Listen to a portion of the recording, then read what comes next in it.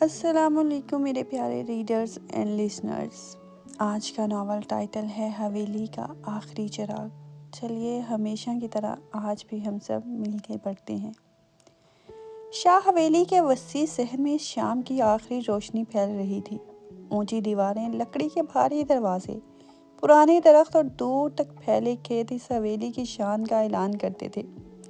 پورے علاقے میں سکندر شاہ کا نام ہی کافی تھا۔ لوگ اسے دیکھ کر رستہ بدل لیتے تھے کیونکہ اس کے بارے میں مشہور تھا۔ وہ کم بولتا ہے مگر جب فیصلہ کرتا ہے تو پھر اس سے بدلتا نہیں۔ اسی شام سکندر گھوڑے پر سوار کھیتوں کا معائنہ کر کے واپس آ رہا تھا کہ اچانک اسے سامنے رستے میں لوگوں کا ہجوم دکھائی دیا۔ اس نے گھوڑا روک رکھا تھا۔ کیا ہوا ہے؟ اس کی گہری آواز سن کر سب خاموش ہو گئے۔ ایک بوڑھا کسان آگے بڑھا۔ شاہ صاحب، آپ کے آدمیوں نے ہماری فصل پر قبضہ کر لیا ہے۔ سکندر کی پیشانی پر شکن آئی۔ میرے آدمیوں نے؟ ابھی وہ مزید پوچھتا کہ بھیڑ میں سے ایک لڑکی کی آواز آئی، جی ہاں، اور اگر آپ نے خود نہ روکا تو یہ لوگ ہمارا سب کچھ لے جائیں گے۔ سکندر نے پہلی بار اسے دیکھا۔ سادہ سفید لباس، ہلکا سا سبز دوپٹہ، چہرے پر بارش کے چند قطرے اور آنکھوں میں ایسا اعتماد جس نے سکندر کو ایک لمحے کے لیے حیران کر دیا۔ وہ لڑکی اس کے سامنے کھڑی تھی جیسے اس کے رعب کا ذرا بھی احساس نہ ہو۔ سکندر نے سرد لہجے میں پوچھا، تم کون ہو؟ لڑکی نے جواب دیا، ماہنور۔ اور تمہیں معلوم ہے تم کس سے بات کر رہی ہو؟ ماہنور نے سیدھا اس کی آنکھوں میں دیکھ کر کہا، جی، سکندر شاہ سے، مگر میں آپ سے ڈرنے نہیں آئی، میں اپنے حق کے لیے آئی ہوں۔ چند لوگوں نے حیرت سے اسے ایک دوسرے کو دیکھا۔ سکندر کی آنکھوں میں غصہ آیا، مگر عجیب بات یہ تھی کہ اسے اس لڑکی کی بیوقوفی اچھی لگی۔ اس نے اپنے آدمیوں کو بلایا اور کاغذات دیکھنے کا حکم دیا۔ چند ہی لمحوں میں معلوم ہوا گیا کہ واقعی زمین کسانوں کی تھی۔ سکندر نے سب کے سامنے اپنے آدمی کو ڈانٹتے ہوئے کہا، جس زمین پر حق نہ ہو وہاں شاہ کا نام بھی نہیں لکھا جائے گا۔ ماہنور خاموشی سے اسے دیکھتی رہی۔ سکندر نے اس کی طرف دیکھا، اب خوش؟ ماہنور نے ہلکی سی مسکراہٹ کے ساتھ کہا، اب کچھ بہتر لگا۔ سکندر نے پوچھا، تم ہر بات کا جواب دینا ضروری سمجھتی ہو؟ ماہنور نے کہا، جب سامنے والا سننے کے لیے تیار ہو تو ہاں۔ سکندر کے لبوں پر بہت ہلکی سی مسکراہٹ آئی، مگر اس نے فوراً نظریں ہٹا لی۔ اسے خود بھی سمجھ نہیں آیا کہ اس لڑکی کے چند جملے اسے کیوں یاد رہ گئے۔ رات کو سکندر اپنے کمرے میں بیٹھا تھا۔ سامنے میز پر زمین کے کاغذات کھلے تھے، مگر اس کی نظریں بار بار کھڑکی سے باہر جا رہی تھی۔ اچانک اسے ماہنور کی آواز یاد آئی، میں آپ سے ڈرنے نہیں آئی۔ وہ بے اختیار مسکرایا۔ پاگل لڑکی! پھر خود ہی چونک گیا۔ وہ برسوں بعد کسی کے بارے میں سوچ کر مسکرایا تھا۔ اگلی صبح ماہنور اپنی ماں کی دوا لینے شہر جا رہی تھی کہ رستے میں بارش شروع ہو گئی۔ سڑک سنسان تھی اور اس کے ہاتھ میں دوا کا چھوٹا سا تھیلا تھا۔ اچانک ایک گاڑی اس کے قریب آ کر رکی۔ شیشہ نیچے ہوا تو سکندر شاہ تھا۔ بیٹھ جاؤ، ماہنور نے فوراً کہا۔ نہیں، میں چلی جاؤں گی۔ سکندر نے باہر گرتی بارش دیکھ کر اس کو دیکھا۔ یہ ضد نہیں، حماقت ہے، ماہنور نے جواب دیا، اور ہر مدد قبول کر لینا سمجھداری نہیں ہوتی۔ سکندر نے اسے چند لمحے دیکھا، پھر گاڑی سے باہر نکلا اور اپنی چھتری اس کے سر پر رکھ دی۔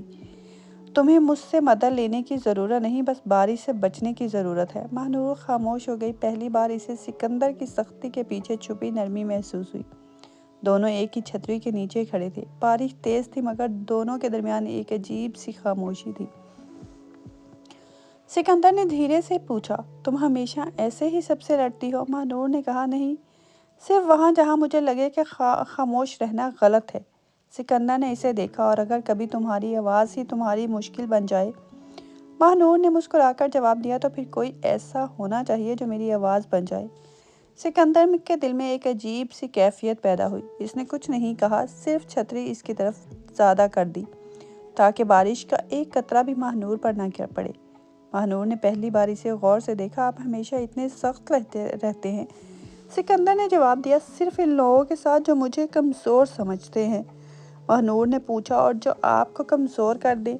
سکندر نے اس کی آنکھوں میں دیکھتے ہوئے کہا، ان سے میں فاصلے پر رہتا ہوں۔ ماہنور نے نظریں جھکا لی۔ اسے معلوم نہیں تھا کہ سکندر پہلی بار کسی کے قریب آنے سے خود کو روکنے کی کوشش کر رہا تھا۔ چند دنوں میں ان کی ملاقاتیں بڑھنے لگی، کبھی گاؤں کے مسئلے کے بہانے، کبھی ماہنور کی ماں کی خیریت پوچھنے کے لیے۔ کبھی سکندر خود بھی نہیں جانتا تھا کہ وہ وہاں کیوں آ گیا ہے۔ ایک شام ماہنور حویلی کے باغ کے قریب کھڑی پھول توڑ رہی تھی کہ سکندر پیچھے سے آیا۔ یہ باغ شاہ خاندان کا ہے۔ ماہنور نے پلٹ کر دیکھا اور کہا، پھولوں کو تو شاید معلوم نہیں کہ وہ کس خاندان کے ہیں۔ سکندر ہنس پڑا، تمہیں ہر بات میں دلیل کیوں مل جاتی ہے؟ ماہنور نے کہا، اور آپ کو ہر بات میں حکم کیوں؟ سکندر اس کے قریب آیا، شاید اس لیے کہ لوگ میری بات ماننے کے عادی ہیں۔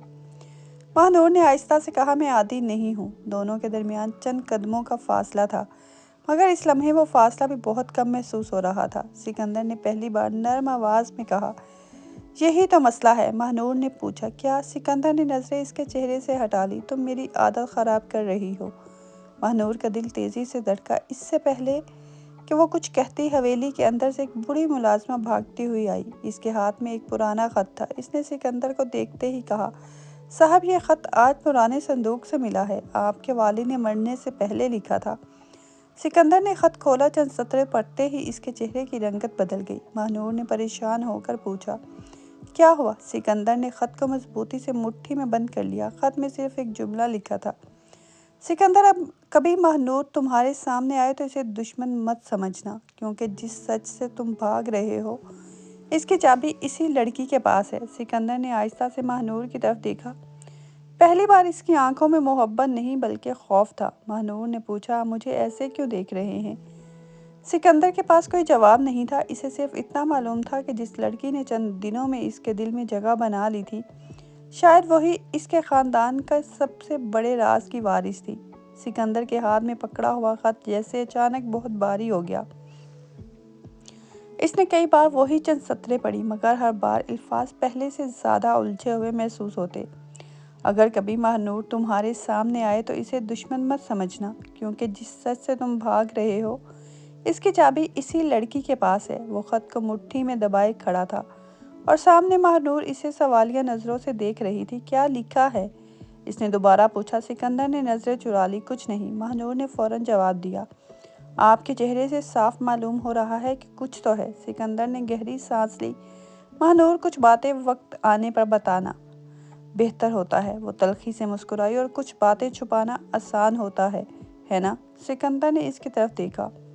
میں تم سے کچھ چھپانا نہیں چاہتا، ماہنور نے آہستہ سے کہا، تو پھر مجھے سچ بتائیں۔ سکندر چند لمحے خاموش رہا، پھر خط طے کر کے جیب میں رکھ لیا۔ میں وعدہ کرتا ہوں جب مجھے پوری حقیقت معلوم ہو جائے گی سب سے پہلے تمہیں بتاؤں گا۔ ماہنور نے اسے غور سے دیکھا۔ وعدہ؟ سکندر نے سر ہلایا۔ وعدہ؟ ماہنور نے نظریں جھکا لی، مگر اس کے دل میں ایک انجانا خوف پیدا ہو چکا تھا۔ اسے معلوم نہیں تھا کہ وہ راز اس کی اپنی زندگی سے جڑا ہوا ہے۔ اگلے دن سکندر شہر چلا گیا اور اپنے والد کے پرانے وکیل حامد صاحب سے ملاقات کی۔ حامد صاحب نے جیسے ہی خط دیکھا ان کے چہرے پر پریشانی چھا گئی۔ انہوں نے دروازہ بند کیا اور بہت دھیمی آواز میں کہا، سکندر، تمہیں یہ خط کہاں سے ملا؟ سکندر نے جواب دیا، حویلی کے پرانے صندوق سے۔ اب آپ مجھے یہ سب بتائیں جو میرے والد نے مجھ سے چھپایا۔ حامد صاحب کچھ دیر خاموش رہے، پھر بولے، تمہارے والد کی موت سے کچھ عرصہ پہلے ایک بہت پرانا تنازع ہوا تھا۔ ایک شخص تھا، ریاض خان، وہ تمہارے والد کا سب سے قریبی ساتھی تھا۔ اس نے جائیداد کے کاغذات میں دھوکہ کیا تھا، مگر تمہارے والد نے اسے پکڑ لیا۔ ریاض نے بدلہ لینے کی دھمکی دی۔ سکندر نے پوچھا، ماہنور کا اس سے کیا تعلق؟ حامد صاحب نے فوراً نظریں جھکا لی، یہی وہ بات ہے جس سے تمہیں سب سے زیادہ تکلیف ہوگی۔ سکندر نے سخت لہجے میں کہا، مجھے حقیقت چاہیے۔ حامد صاحب نے ایک پرانا رجسٹر نکالا۔ ماہنور کی والدہ زلیخا کبھی تمہارے والد کے گھر میں کام کرتی تھی، مگر وہ صرف ملازمہ نہیں تھی۔ تمہارے والد نے ان کی بہت مدد کی تھی، کیونکہ زلیخا کے شوہر کی موت کے پیچھے ریاض خان کا ہاتھ تھا۔ تمہارے والد نے ماہنور کی حفاظت کا وعدہ کیا تھا۔ سکندر کی دھڑکن تیز ہو گئی۔ تو میرے والد نے ماہنور کے لیے یہ سب کیوں لکھا؟ حامد صاحب نے آہستہ سے کہا، کیونکہ انہیں معلوم ہو گیا تھا کہ ریاض خان ایک دن ماہنور کو ڈھونڈ نکالے گا۔ سکندر نے بے اختیار مٹھیاں بیچ لی۔ اور اب؟ حامد صاحب نے کہا، اب ریاض کا بیٹا واپس آ چکا ہے۔ سکندر کے ذہن میں جیسے بجلی سی کون گئی۔ اسی وقت اس کے فون پر ایک پیغام آیا، ماہنور کو مجھ سے بچانا ہے تو آج رات اکیلے پرانے باغ میں آنا۔ سکندر نے پیغام پڑھا اور فوراً گاڑی نکال لی۔ اس نے رستے بھر صرف ایک ہی دعا کی کہ ماہنور محفوظ ہو۔ دوسری طرف ماہنور اپنی ماں کے کمرے میں بیٹھی تھی۔ اس کی ماں نے کمزور آواز میں اسے اپنے قریب بلایا۔